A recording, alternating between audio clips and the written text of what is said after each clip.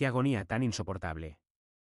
Imagínate que una persona en la que depositaste toda tu confianza, alguien de tu propia sangre, te roba el dinero que has acumulado con un esfuerzo titánico, renunciando a todo por años, solo para salvar la salud de tu hija pequeña, y se marcha a un paraíso lejano como las Islas Seychelles, derrochándolo en lujos absurdos. Los niños son duros como rocas, se recuperará sin problemas, me escribió en un mensaje cargado de cinismo y frialdad.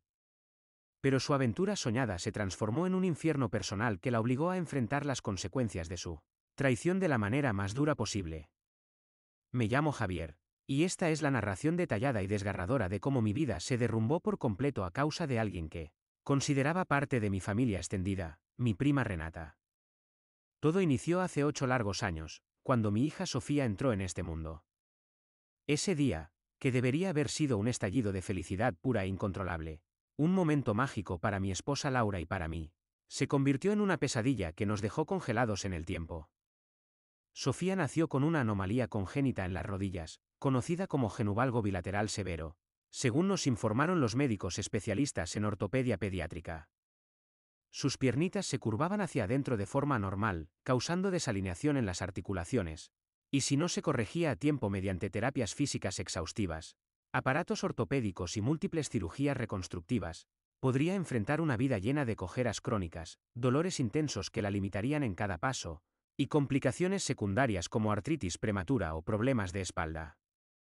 Los doctores nos tranquilizaron diciendo que era corregible con intervención temprana, pero el precio era exorbitante, un monto que para una pareja como nosotros parecía una montaña imposible de escalar. Laura y yo veníamos de orígenes modestos, luchando día a día en una ciudad industrial como Córdoba, en Argentina. Yo trabajaba como soldador en una fábrica de maquinaria pesada, con turnos extenuantes bajo el calor de los hornos y el ruido ensordecedor de las máquinas, ganando lo justo para sobrevivir. Ella se dedicaba a coser ropa a domicilio para vecinas y clientas ocasionales, un oficio que hacía desde casa para no dejar sola a Sofía. Nuestro presupuesto apenas cubría el alquiler de un departamentito humilde en un barrio obrero, con paredes agrietadas y un baño que goteaba constantemente, más la comida básica como arroz, pollo y verduras del mercado local, y las cuentas de luz y gas que llegaban como amenazas mensuales. Soñar con pagar un tratamiento médico tan sofisticado era como aspirar a la luna. Desde ese fatídico día en el hospital, juré por mi vida que movería cielo y tierra por mi hijita. Laura y yo nos comprometimos a ahorrar cada centavo imaginable. Dejé atrás cualquier placer personal, adiós a las cervezas con los compañeros después del turno, adiós a comprarme zapatos nuevos o incluso a un corte de pelo decente. Aceptaba todos los trabajos extras que surgían, soldando piezas en talleres clandestinos los fines de semana, llegando a casa con las manos ampolladas y el cuerpo adolorido, pero con el alma fortalecida por la meta. Laura no se quedaba atrás, después de sus horas de costura, salía a limpiar oficinas en el centro de la ciudad por las noches, fregando pisos y vaciando papeleras hasta el amanecer. Nos organizábamos para cuidar a Sofía en turnos rotativos, uno trabajando mientras el otro la atendía, cambiándole pañales, dándole de comer purés caseros y consolándola cuando lloraba por las molestias en sus rodillitas. Sofía crecía como una mariposa en capullo, llena de curiosidad y encanto a pesar de su limitación. No podía pararse con estabilidad, se caía con frecuencia al intentar caminar, y sus llantos nocturnos por el dolor nos rompían el corazón, pero su sonrisa traviesa, esa que iluminaba hasta el rincón más oscuro de nuestro hogar, era el motor que nos impulsaba a no desfallecer nunca. Los especialistas nos advirtieron repetidamente que las operaciones debían realizarse antes de que sus huesos maduraran por completo, preferentemente antes de los 8 años. O el proceso se volvería más invasivo, con riesgos elevados de complicaciones postoperatorias y resultados menos predecibles. El reloj tic-tacaba inexorablemente, presionándonos como una bomba de tiempo. Los años se sucedieron en una espiral de renuncias y fatigas interminables, sin un solo día de descanso real, sin vacaciones en la playa o escapadas a las sierras cercanas, solo trabajo incansable y austeridad absoluta. Cuando Sofía cumplió 5 años, el destino nos propinó un golpe demoledor e inesperado. Laura colapsó víctima de un aneurisma cerebral una mañana soleada mientras tendía la ropa en el patio trasero. La encontré inmóvil en el suelo, con la canasta de pinzas volcada a su lado y el sol implacable golpeando su rostro pálido. Llamé a emergencias con manos temblorosas, Pero el atasco en las avenidas de Córdoba demoró la ambulancia fatalmente. Mi querida esposa, mi socia en la vida, la madre amorosa y sacrificada de nuestra hija, partió de este mundo en la sala de urgencias, dejándome un vacío que amenazaba con absorberme por completo. Lloré ríos de lágrimas en silencio, cuestioné a los cielos por tanta injusticia, consideré abandonarlo todo en momentos de debilidad absoluta. Pero al mirar a Sofía, con su carita inocente y sus ojos que reflejaban el alma de su madre, supe que tenía que perseverar. Ella era mi ancla, mi propósito. Organicé el sepelio con la ayuda de familiares dispersos y continué adelante, solo por amor a ella. Mi obsesión se centró en acumular el fondo para esas cirugías salvadoras. Seguí ahorrando con ferocidad, solicitando adelantos salariales y préstamos informales a colegas de confianza, realizando reparaciones de soldadura en casas particulares durante las noches. Mi hermana mayor, Alejandra, me prestó su apoyo incondicional cuidando a Sofía cuando yo estaba en la fábrica, permitiéndome extender mis jornadas hasta el agotamiento.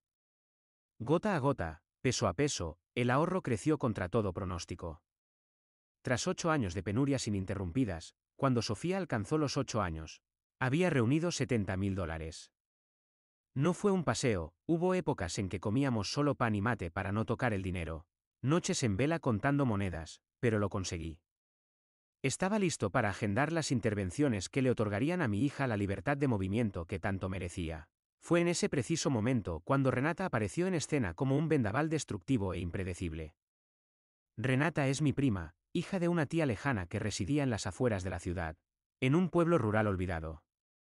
Siempre había sido un espíritu libre y caprichoso, saltando de un empleo precario a otro, sin ataduras ni planes a largo plazo, viviendo al día con una actitud despreocupada que rayaba en la irresponsabilidad. Hacía unos meses, se había instalado temporalmente en la casa de Alejandra, argumentando que necesitaba un refugio mientras reordenaba su vida caótica. A mí no me caía particularmente mal, compartíamos anécdotas de niñez en las reuniones familiares esporádicas, pero tampoco éramos confidentes cercanos. Cuando se enteró de la condición de Sofía mediante rumores en el círculo familiar, vino a visitarme una tarde con una máscara de preocupación fingida. Javier, voy a echarte una mano en lo que sea posible, me prometió con un tono que sonaba convincente. Esa nena preciosa se merece caminar sin problemas. Sus palabras me tocaron, y yo, exhausto por la soledad acumulada y el peso de la responsabilidad, le abrí las puertas de mi confianza. Le revelé que había juntado los $70.000 en una cuenta bancaria protegida, destinados exclusivamente al tratamiento. Le solicité consejos sobre cómo gestionar el fondo hasta las fechas de las cirugías, y ella se ofreció con aparente entusiasmo genuino. Permíteme echar un vistazo a los movimientos de la cuenta, sugirió. Puedo ordenarlo todo para evitar cualquier complicación. Confié en ella sin reservas, después de todo, era familia. ¿Quién imaginaría una puñalada tan vil por la espalda? Le otorgué acceso temporal a la cuenta, creyendo que era un gesto de solidaridad sanguínea. El error más colosal y regrettable de toda mi existencia. Una mañana gris, hace unas semanas. Me desperté con un nudo en el estómago, una intuición ominosa que no podía desechar. Intenté comunicarme con Renata para aclarar unos formularios que me había pedido, pero su móvil respondía con tonos infinitos sin contestación. Me apresuré a la casa de Alejandra, y mi hermana me abrió la puerta con el semblante descompuesto. Renata se marchó al alba con una maleta enorme, me confesó con voz trémula. Mencionó que visitaba a una amiga distante, pero su prisa era sospechosa. Mi sexto sentido me urgió a verificar el saldo inmediatamente. Corrí al banco esa tarde, con el pulso acelerado como un motor desbocado. El cajero consultó mi cuenta y su mirada se tiñó de lástima. Lo siento mucho, señor, balbuceó. La cuenta está vacía. Se realizó una transferencia total hace 4 días. Me presentó el registro, $70.000 transferidos a una cuenta bajo el nombre de Renata. Mis piernas se volvieron gelatina, tuve que apoyarme en el mostrador para no desplomarme. Todo ese sudor, evaporado en un parpadeo. Volví a casa en un trance de incredulidad, como un autómata, tratando de asimilar la profundidad de la traición. Esa noche, mientras intentaba serenarme en la oscuridad de mi habitación, arribó un mensaje de Renata que me congeló el alma. Era una selfie suya en una playa idílica de las Islas Seychelles, con un pareo floreado, Gafas de sol de marca y un mojito en la mano, el océano turquesa de fondo. El pie de foto: Javier, no te estreses tanto. Sofía es una guerrera, los niños superan cualquier cosa. Me regalé unas vacaciones en las Seychelles para desconectar. Te lo repongo en algún momento. Disfruta la existencia, primo. No podía procesar tanta desfachatez. Mi prima se había fugado con el dinero vital para mi hija y lo dilapidaba en edenes tropicales sin un gramo de culpa. No dormí esa noche, hipnotizado por la imagen cruel. Renata prosiguió con sus publicaciones en redes, historias de buceo en arrecifes de coral cristalinos, fotos en villas de lujo con jacuzzis privados, vídeos de cenas exquisitas con langostas frescas y vinos importados bajo estrellas infinitas. Cada actualización era un latigazo en mi espíritu, una mofa a mis sacrificios acumulados. La familia se enteró velozmente a través de llamadas y mensajes en cadena. Mi tía Beatriz, madre de Renata, me contactó entre hipos: perdóname, Javier, no comprendo qué demonios le ocurrió a mi hija. Te aseguro que lo arreglaremos. Otros parientes enviaron condolencias digitales y promesas de ayuda mínima, pero nada mitigaba el abismo. Alejandra estaba destrozada, autoflagelándose por haberle dado asilo. Yo apenas podía sostenerme erguido, menos aún reconfortar a los demás.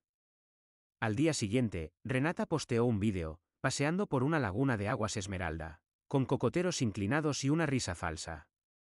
La vida es para saborearla intensamente, anotó. Sofía se recuperará, Javier. Toma las cosas con calma. Reducir el padecimiento de mi hija a algo trivial me inundó de una furia primordial que desconocía en mí. Esa chiquita, mi universo entero, contaba conmigo para todo. Los expertos habían enfatizado la premura, cada mes perdido complicaba el panorama. Y ahora, por esa avariciosa, volvía al punto de partida. Transcurrí días en un pozo de desolación, sin rumbo claro. Mis colegas me sugerían mediar con la familia, suplicar a Renata, pero intuía la futilidad. Sofía me interrogaba con voz tierna: ¿cuándo me curan las piernitas, papi? Yo fingía optimismo: muy pronto, mi cielo, pero interiormente me desmoronaba. Las excusas familiares eran vacías, anhelaba justicia tangible. Mientras observaba a Sofía dormir una noche, con sus rodillitas curvadas bajo la colcha desgastada, forjé una decisión irrevocable: demandaría a Renata legalmente. No dominaba los procedimientos, pero no toleraría su impunidad.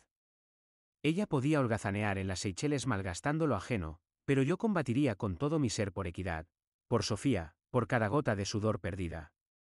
Tras descubrir el latrocinio infame de los $70.000 que tanto me costó amasar para las cirugías de Sofía, no podía permanecer pasivo, viendo cómo Renata dilapidaba el porvenir de mi hija en caprichos efímeros. Esa resolución nacida en la penumbra, contemplando el sueño inocente de mi pequeña, no era un arrebato efímero, era una urgencia vital de enmendar el daño. No tenía noción de los pasos iniciales, pero estaba determinado a impedir que continuara su derroche impune. A la mañana subsiguiente, llamé a Alejandra.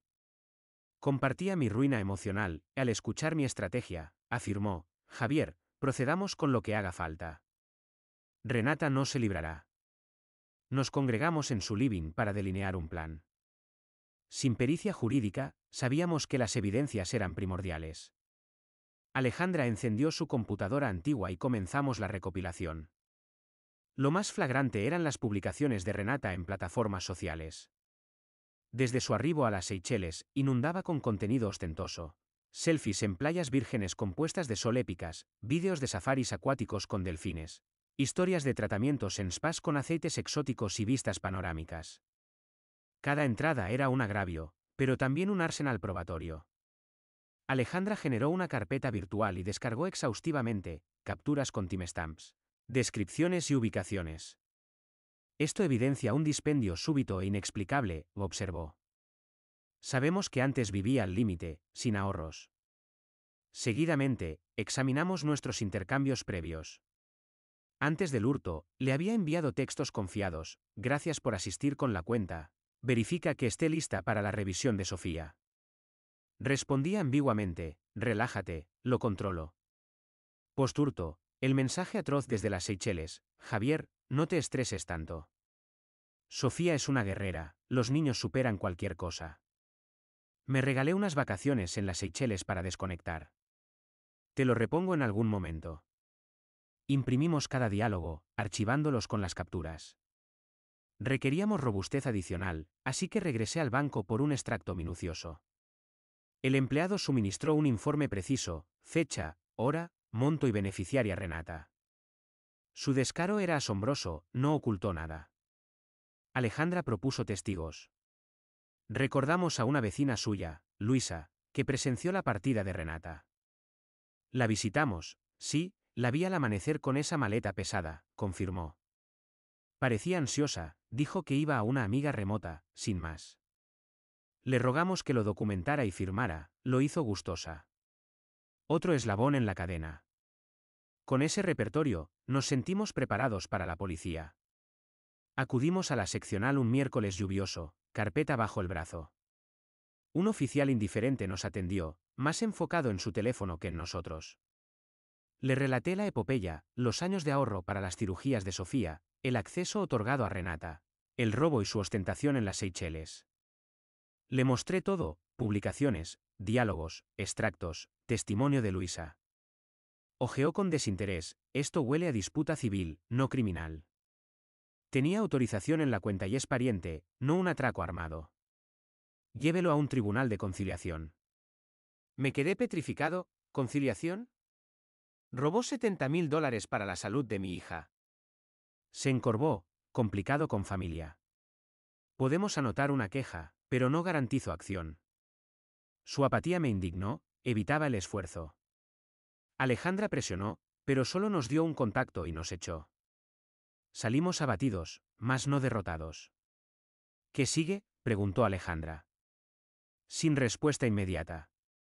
Esa noche, la desesperanza me asaltó, rumiaba sobre Sofía, su futuro incierto, mi ineptitud paternal. Agarré el móvil y le escribí a Renata, detente, por piedad. Ese dinero es para Sofía. Devuélvelo, te imploro. Súplicas encadenadas, invocando su humanidad, pero mutismo absoluto. Al día siguiente, posteó una foto en una villa flotante, desoyéndome. Eso reencendió mi tenacidad, si la ley fallaba, hallaría más pruebas solo.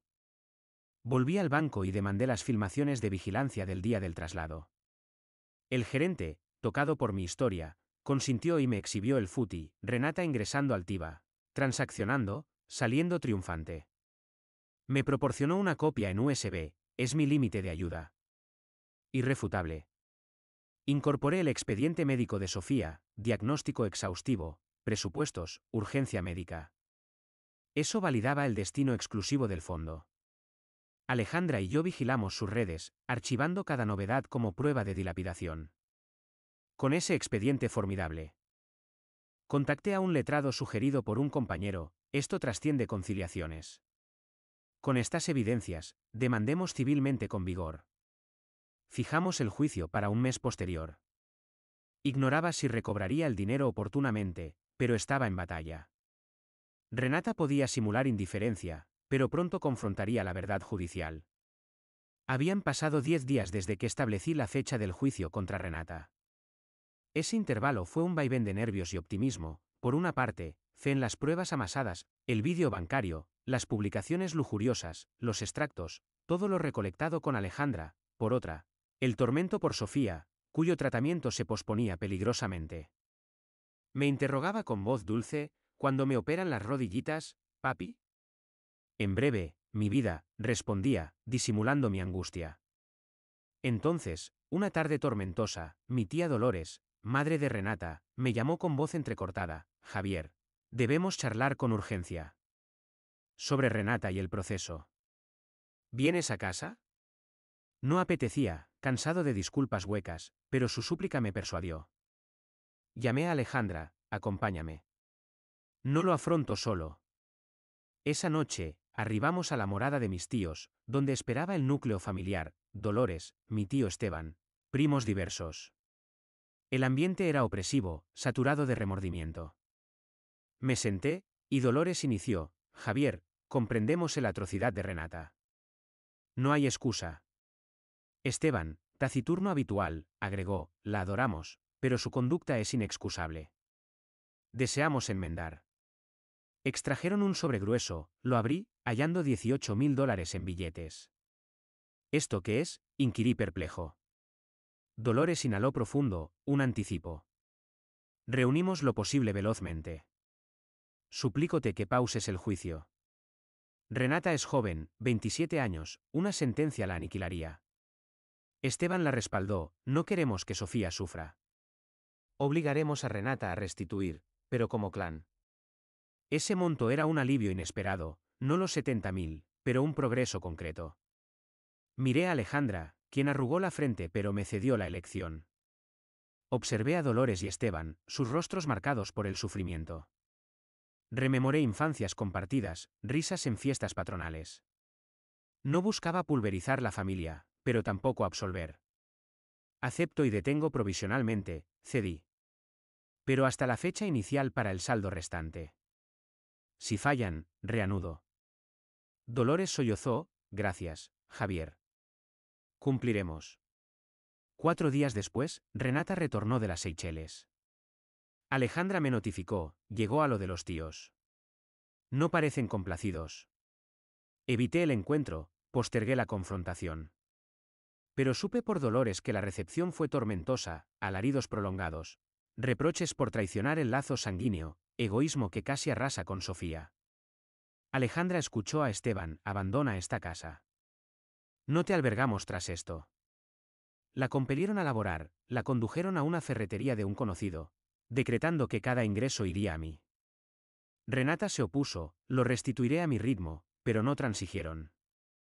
Duró una semana, la despidieron por ausencias y disputas con clientes. Sus progenitores, iracundos, liquidaron sus adquisiciones seychelenses, maletas de diseño, atuendos exclusivos, bisutería. Renata berreó, pero, esto enseña el robo, dictaminó Dolores. El impacto definitivo provino del abuelo de Renata, mi tío abuelo Ramón, un patriarca austero y admirado. Convocó un cónclave familiar, Renata en el centro. Representas la ignominia del linaje, rugió. Tú afrenta a Javier y esa criatura es innombrable. Reforma o quédate en soledad eterna. Esas frases la desintegraron, por vez primera, exhibió contrición auténtica. Entretanto, el dinero arribaba paulatinamente, los 18.000 iniciales, más 7.000 de Esteban, 5.000 de un primo, 4.000 de ventas de Dolores. No expedito, pero acumulativo. Negocié con la clínica un plazo adicional, fijé la cirugía para 4 meses adelante. Al revelárselo a Sofía, su faz resplandeció, ¿en serio, papi?